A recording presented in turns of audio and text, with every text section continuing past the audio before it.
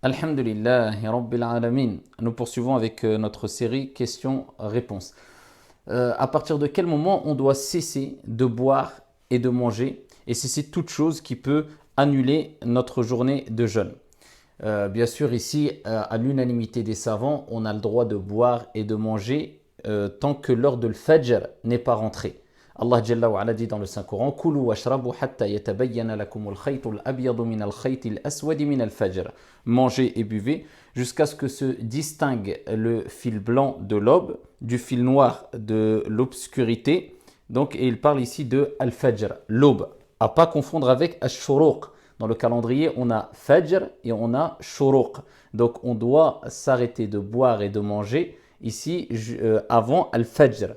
Donc cela est connu, il y a le hadith rapporté par Al-Bukhari ou Muslim fi Sahihain aussi, où le prophète alayhi salatu wa salam a dit: buvez et mangez jusqu'à ce que lance l'appel à la prière, donc le compagnon qui était Ibn Maktoum.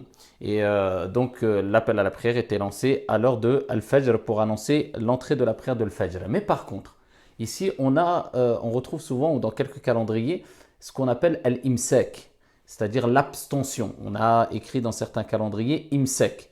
Qu'est-ce que veut dire imsek? Et est-ce que cela veut dire qu'il est préférable ou obligatoire de s'arrêter de boire et de manger bien avant ou quelques minutes avant Salat al-Fajr, oui ou non? Il faut savoir que dans le madhab de l'imam Malik, rahimahullah ta'ala, c'est l'avis de l'imam Malik lui-même, rahimahullah ta'ala, il est préférable. Donc ici, c'est à bien noter, il n'est pas obligatoire. Là, on parle de ce qui est préférable. Il est préférable de s'abstenir de boire et de manger 10 minutes à 15 minutes avant l'entrée de l'Fajr. Certains vont jusqu'à 20 minutes. Et cela, c'était la pratique ici des gens de Médine à l'époque de l'imam Malik, rahimahullah ta'ala, et lui-même a rapporté que c'était l'habitude de non seulement les tabi'in, mais aussi les compagnons du prophète Mohammed, alayhi afdalus salati wa askat taslim. Donc prétendre que s'arrêter de boire et de manger 10 minutes ou un quart d'heure avant l'heure de l'Fajr, c'est une bid'a, une innovation, on va dire c'est un grand mot. Sachant que ici, l'imam Malik, rahimahullah ta'ala, lui-même, qui était un imam très connu pour son attachement fort à la sunna. C'était l'imam de référence et le savant de référence à Médine.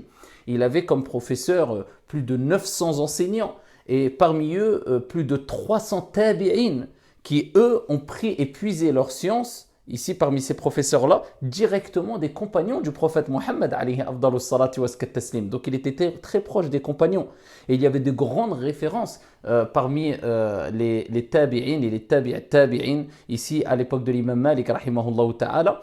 Et ici, c'était l'habitude de tous ces gens-là, tous ces pieux prédécesseurs, car ils font partie des pieux prédécesseurs, et l'imam Malik lui-même fait partie des pieux prédécesseurs, de s'abstenir de boire et de manger à peu près 15 minutes avant l'entrée de l'Fajr.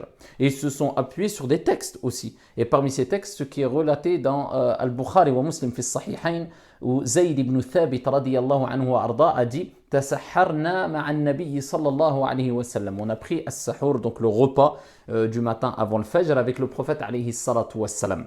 Et ensuite, on s'est levé pour aller accomplir la prière. Et ils ont interrogé Zayd ibn Thabit et ils lui ont dit: combien de temps il y avait entre le fait que vous avez pris ce sahur et le moment où vous êtes levé pour faire la prière?